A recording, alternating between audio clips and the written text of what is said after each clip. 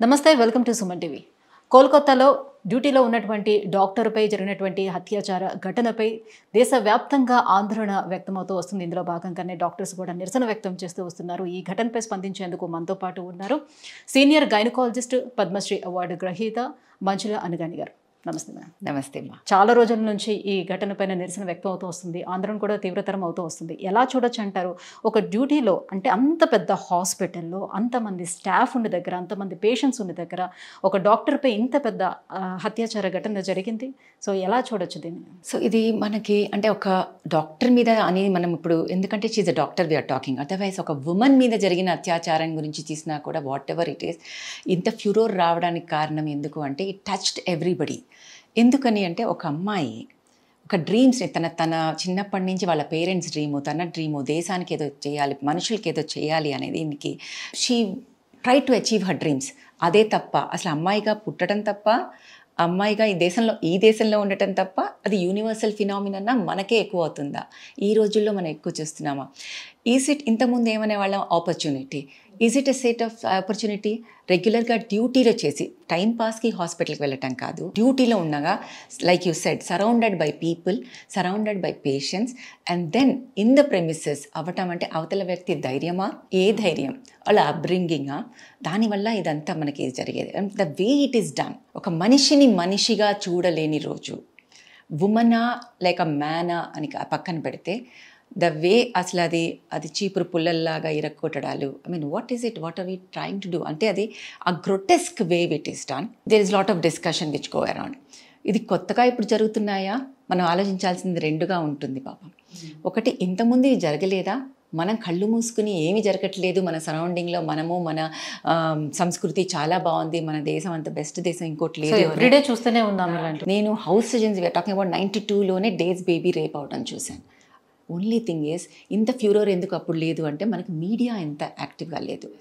Responsibility తీసుకోవాల్సింది ఎవరికి ఉందంటే ఈక్వల్గా సొసైటీకి ఉంది, యాజ్ అ ఇండివిజువల్ పర్సన్ ఉంది. As a print media, everybody has digital and everything. As a government has. So it is not 1%. So it is the politicians who make the decisions should make something tough that people are scared. Mar ఇది కొన్ని రకాల దేశాల్లో, కొన్ని దేశాల్లో ఎందుకు లేదు? భయం. అంటే మనం ఇట్లా భయాన్ని ఇస్తే ఉండకుండా ఉంటుందా? ఇలా చేస్తే ఇలా అవుతుందేమో అన్న భయంతో ఉంటే చేయరా?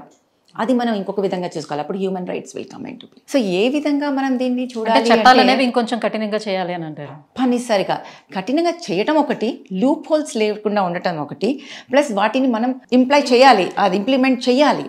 చేసినప్పుడే అది తెలిసిన వాళ్ళే మనకు ఒక 10 మందిలో ఒకళ్ళని తగ్గుతారా అని మనం అందరూ మాట్లాడుతూ ఉంటాం. There is always something called genetics, then comes epigenetics. We know criminals have a little different genetic out set. So people want to put it on genes. నాలో తప్పు లేదు, నేను తప్పు చేయట్లేదు, నా జీన్స్ తప్పు అని. ఇది ఏంటి అంటే ఒక చాదర్ కింద అన్నీ మనం తప్పు వేసేసి కప్పేసేసి చాలా బాగుంది, నీట్గా ఉంది ఇల్లు అనుకోవటం. No, epigenetics play equal role. అంటే మన అప్బ్రింగింగ్, మన సొసైటీ, మనం వాళ్ళకి ఇచ్చే ఒక సంస్కృతి అనేది చాలా చాలా ఇంపార్టెంట్. ఆ సంస్కృతిలో భాగంగానే ఇలా చేసేది తప్పు ఒప్పు అనేది క్లారిటీ ఉండాలి. There is no grey shades in this. ఈ తప్పు చేస్తే ఇది తప్పు, ఇది అవుతుంది శిక్ష అనేది కూడా క్లారిటీ ఉండాలి. We are all trying to do something, good touch, bad touch. As a doctor we try to teach that. చిన్న పిల్లల నుంచి నేర్పిస్తాం, అబ్బాయిలకి అమ్మాయిలకి గుడ్ టచ్, బ్యాడ్ టచ్. లక్కీగా దానివల్ల పిల్లలు ముందుకు చెప్తున్నారు, దానివల్ల భయం అనేది కొంచెం తగ్గి పేరెంట్స్కి, స్కూల్లో కౌన్సిలర్స్ చెప్తున్నారు, మనకు తెలుస్తుంది. మనకు తెలిసిన దాన్ని మనం ఇంకా దాన్ని పెద్దగా చేస్తున్నాం. పెద్దగా చేయడం వల్ల so many families are not even coming forward. అంటే మళ్ళీ సొసైటీ గురించి భయం. సో ఐ థింక్ ఎక్కడ ఫ్యాలసీ అవుతున్నాం అంటే we are blaming and shaming the victim. బతుకుంటే వాళ్ళు షేమ్ అవుతున్నారు, అది అప్పటితో అవ్వదు. వాళ్ళు ఇల్లు మారినా కూడా వాళ్ళకి ఇలా జరిగిందంట, ఆ పాపకి ఇలా జరిగిందంట. So in such a society where తప్పు ఎటువైపు నుంచి ఎలా జరిగినా కూడా victim is being affected. See మనకి ఇవి ఉంటాయి, మనకి యూఎస్లో, వెస్టర్న్ కంట్రీస్లో this is a registry.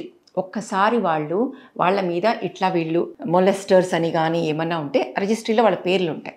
So వాళ్ళు ఏ ఏరియాకి వెళ్ళినా కూడా మనకు ఆ రిజిస్టర్లో మన ఏరియాలో వీళ్ళు ఉన్నారు అన్నప్పుడు మన జాగ్రత్తలు మనం పడుతుంటాం. ఇప్పుడు యాజ్ ఎ డాక్టర్ నా ఎక్స్పీరియన్స్ చెప్పాలి అంటే మేము Gandhi medical college, long back Gandhi hospital where సికింద్రాబాద్లో ఆ మోండా మార్కెట్ దగ్గర రైల్వే ట్రాక్ పక్కన, శ్మశానాల పక్కన గైనకాలజీ డిపార్ట్మెంట్ వేరేగా, హాస్పిటల్ కొంచెం వేరేగా, మధ్యలో అంతా ఖాళీగా, రాత్రులు పూట నల్లగా చీకటిగా, అస్సలు భయపడేవాళ్ళం కాదు.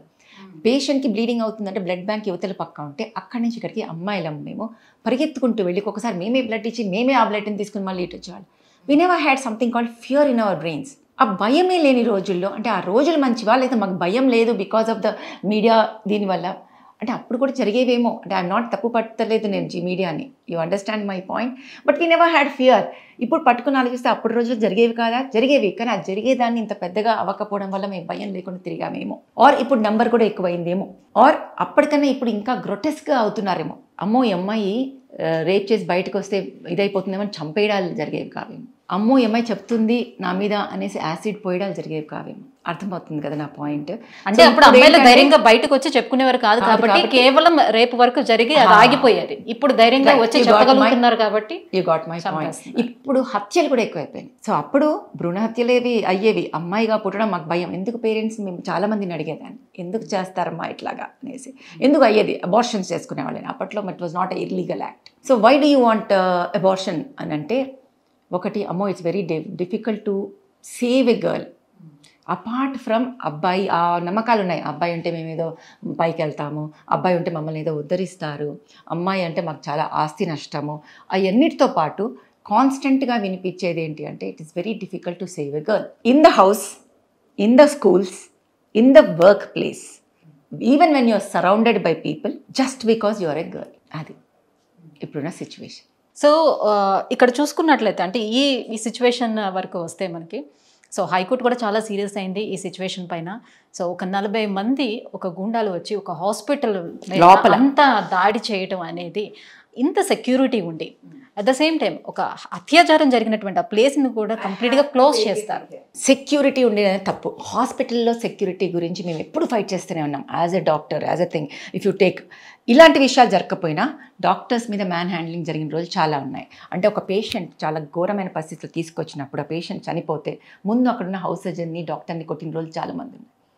ఆ టైంలో ఎన్నోసార్లు ఎన్నో విజ్ఞప్తులు డాక్టర్స్ చేశారు, వీ నీడ్ మోర్ సెక్యూరిటీ అని. సో సెక్యూరిటీ ఉంది హాస్పిటల్స్లో అనేది ఉత్తమాట. అంటే సెక్యూరిటీ ఇన్ ద సెన్స్ ఏంటంటే అక్కడ ఆల్రెడీ ఒక ఘటన జరిగింది కాబట్టి సో దాన్ని సీజ్ చేస్తూ పోలీసులు కూడా అక్కడ పెడతారు కదా, మరి అలాంటప్పుడు ఒక 40 మెంబర్స్ వచ్చి ఎట్లా దాడి చేయగలుగుతారు? Number game. They all feel. ఒకటి, మేము చాలామంది ఉన్నాం, అవతలోళ్ళు 3-4. సెకండ్, మేము వాళ్ళ మనుషులం వీళ్ళ మనుషులం. పవర్. కానీ ఒక నార్మల్ పర్సన్ ఇక్కడ అత్యాచారం చేసింది కూడా ఒక నార్మల్ పర్సన్, ఒక పోలీసు వాళ్ళకి ఒక ఇన్ఫార్మర్ గా ఉన్నటువంటి ఒక నార్మల్ పర్సన్ కి అంతమంది సపోర్టింగ్ ఎలా వస్తుంది అని. So that is what where I think facts have to come out. Because ఇంత ఫ్యూరోర్ ఇంత నడుస్తుంది అంటే there are certain things which we still don't know. So అది I think we should leave it for CBI to know. నిజంగా ఇది ఒక normal person అయితే ఇంత సపోర్ట్ సిస్టమ్ ఎందుకు వచ్చింది, ఇంత సపోర్ట్ సిస్టమ్ చేస్తున్నారంటే వాళ్ళ అవగాహనలో తప్ప, అంటే వాళ్ళు అబ్బాయి అలా చేయలేదని నమ్ముతున్నారా, లేక నిజంగా అతను చేయలేదు కానీ he is accepting it for something else reason. నిజంగా ఏ మాత్రం మానవత్వం పక్కన పెట్టి కామన్ సెన్స్ ఉన్నోళ్ళు కూడా ఒకతను అంత దారుణమైన చేశారు అంటే ఎవరు సపోర్ట్కి రారు. ఇప్పుడు మామూలు మనుషులు ఇక్కడ ఎవరైనా ఒకళ్ళు మన పక్కింటి వాళ్ళు ఏం తప్పు చేస్తారంటేనే పక్కింటి వాళ్ళు వెళ్ళి సపోర్ట్ చేయరు. తప్పు చేస్తే we are talking about it. Yes వాళ్ళు మంచి చేసినా వాళ్ళని తప్పు పడుతున్నారంటే వెళ్ళి మాట్లాడచ్చు. తప్పు చేస్తే ఇంతమంది 40 మంది వచ్చి దాన్ని ధ్వంసం చేశారు అంటేనే అక్కడ ఎక్కడో ఏదో మనకు తెలియనిది ఉంది అని అర్థం చేసుకోవాలి.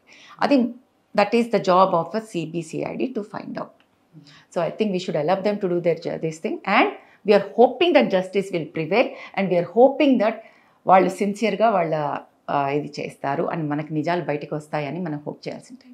రైట్. ఒక డాక్టర్ పైన జరిగినటువంటి ఈ ఘటన యాజ్ ఎ డాక్టర్గా మీరు ఏ రకంగా చూస్తారు? మీడియా ముఖంగా మీరు ఏం చెప్పదలుచుకుంటున్నారు? First thing is something which I have to tell as a doctor, as a woman, as it is done and another woman, this is something which can not be acceptable in any way and non negotiable. The things whatever the government is going to come up with or whatever it is non-negotiable. ఇలా జరగకుండా ఉండటానికి ఏవి తీసుకుంటే ఏ అమ్మాయి మీదన్నా ఎక్కడైనా కూడా, ఇంట్లో కావచ్చు, బయట కావచ్చు, స్కూల్స్లో కావచ్చు, ఎలాంటి ప్రదేశంలో రోడ్డు మీద వెళ్ళి ఆడుకున్నప్పుడు కావచ్చు, ప్రతిదానికి instead of blaming the girl child to old women for being a women, this is something this should not stop. ప్రతి ఇన్సిడెంట్ జరిగినప్పుడు ఇలా అన్ని జసికా లాల్ స్ట్రీట్ దగ్గర నుంచి అక్కడ రేప్ జరగకపోవచ్చు, బట్ మర్డర్ జరిగింది. To Nirbhaya case, to another Nirbhaya case here, to another Nirbhaya case now, are many more who have not come out. We all as a nation to stand, and as a doctor, this is something which is totally condemnable and cannot be accepted or even negotiated in any way. ఒక్కొక్కసారి ఇలాంటివి విన్నప్పుడు నాకు human rights మీద they keep talking about అవతల మనిషికి human rights ఉన్నాయి, but చనిపోయిన అమ్మాయికి కూడా హ్యూమన్ రైట్స్ ఉన్నాయి కదా, వాళ్ళ పేరెంట్స్కి కూడా హ్యూమన్ రైట్స్ ఉన్నాయి కదా. కొన్ని నాకు అర్థం కావు human being. But for me any grotesque event cannot be accepted and will not be accepted and should be taken to task, and it should be in the purview of the law and order and justice. So అమ్మాయిల విషయానికి వచ్చేటప్పుడు ఇలా జరుగుతుండేటప్పుడు అమ్మాయిలే అవేర్డ్గా ఉండాలి అని చెప్తారా? So parents ఎంతసేపు అమ్మాయిలు నువ్వు ఇలా ఉండాలి అలా ఉండాలని చెప్తారు కదా, ఇక్కడ ఉమెన్ని కాదు మెన్ని కూడా సరిగ్గా. ఇప్పుడు బాయ్స్ కూడా సేఫ్ లేరు కదమ్మా. ఓన్లీ థింగ్ ఇస్ ఇంకా ఉమెన్ కన్నా boys are very less boys come out and talk about it because they're supposed to be stereotypically strong. చెప్పాల్సింది అమ్మాయిలకే లేకపోతే అబ్బాయిలుగా అనేది అందరికీ. See, let me tell you what, abuse is there both on boys and girls, but just by sheer number and మనం వాళ్ళు స్టీరియోటిపికల్గా అబ్బాయిలు ఏడకూడదు, అబ్బాయిలు స్ట్రాంగ్గా ఉండాలి, so you need to prove your self. So probably over time it becomes boys, the abused become abuser again. So like I said, epigenetics is upbringing. అంటే మనం తల్లి తండ్రి అబ్బాయిల్ని ఎలా పెంచుతున్నాం అనేది equally important. And then telling girls to be vocal is important. I'm not telling you to tell అమ్మాయిలు జాగ్రత్తగా ఉండండి. No, it's your right to play, it's your right to dream whatever you want to be, but be vocal. Don't take it light.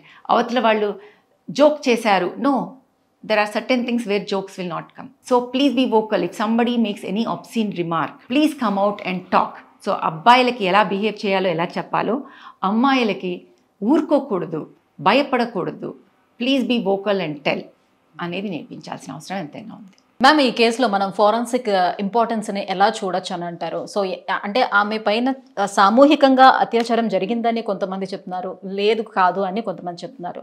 So ఈ విషయం ఎట్లా ఏ రకంగా తెలియ అవకాశం? చాలా ఇంపార్టెంట్ క్వశ్చన్, ఎందుకంటే facts are more important than speculations. Facts బయటకు వచ్చేది ఫోరెన్సిక్స్లోని. ఇంత ముందులాగా సినిమాల్లో చూపించినట్టుగా అట్లా ఊహాగానాలతో మనం ఏం కేసుల్ని సాల్వ్ చేయలేం. మనకి క్లియర్గా ఇప్పుడు డిఎన్ఏ అనేది చాలా చిన్న మాత్రంలో కూడా తెలుస్తుంది. సో ఎంత క్లీన్ చేయాలని చూసినా, ఎంత మార్చేసినా ఆ డిఎన్ఏ ఒక చోట ముట్టుకున్న తర్వాత ఇంకో చోట ముట్టుకున్నా కూడా మన డిఎన్ఏని లేపచ్చు.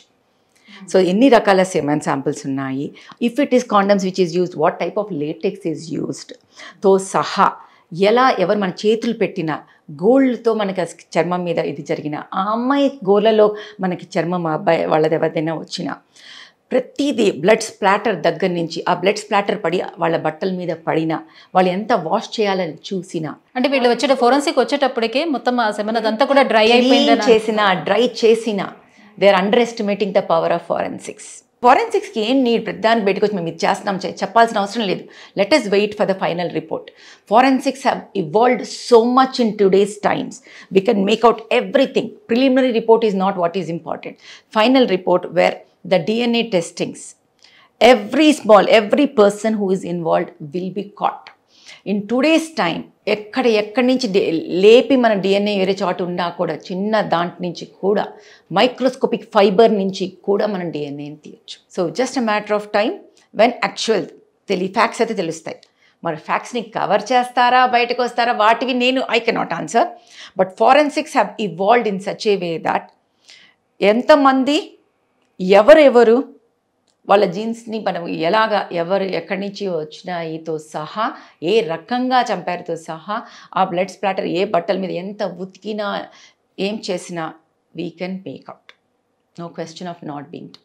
సో ఈ కేసు కనుక నిజంగా ఫోరెన్సిక్స్ బయటకు వచ్చి నిజంగా ఇది అని బయటకు వచ్చిన రోజు, ఇలా పట్టుకోవచ్చు అని తెలిసిన రోజు, నెక్స్ట్ టైం ఎవరైనా భయపడే అవకాశాలు ఉంటాయి. అంటే నిర్భయ ఘటన ఢిల్లీలో జరిగినటువంటి అమ్మాయి పైన రేపు ఎంత పెద్ద సంచలనం సృష్టించిందో మనకు తెలిసిందే. సో దాని తర్వాత అలా అని చెప్పి చట్టాలని చేంజ్ చేసుకుంటూ వచ్చినా ఆగిపోయాయి అక్కడతో. ఉల్టా మాట్లాడితే let me tell you another thing, are we all talking because the girl is dead? అంటే so many rape victim come forward and talk. అప్పుడు మనందరం మాట్లాడాం. అప్పుడు మనందరూ ఆ అమ్మాయిని షేమ్ చేస్తారు తప్పితే, ఉల్టా అమ్మాయిని మీ టూ మూమెంట్లో బయటకు వచ్చిన వాళ్ళందరినీ ఆ అమ్మాయిని అంటారు తప్పితే, ఆ వంట వాళ్ళని ఇంకా మనం ఎంకరేజ్ చేస్తున్నాం, వాళ్ళని ఏమనట్లే. అంటే చచ్చిపోతేనే మనందరం మాట్లాడతామా? ఇది కూడా మనందరం ఆలోచించాల్సిన విషయం. పోనీ చచ్చిపోయినప్పుడైనా మనందరం మాట్లాడితే నిజంగా బతుకున్న వాళ్ళకి కొంచెం ధైర్యం వస్తుందని హోప్తో అన్నా మనందరం మాట్లాడాలి. But thank you so much ma'am. So ఈ ఘటనపై స్పందించినందుకు thank you so much. Thank you.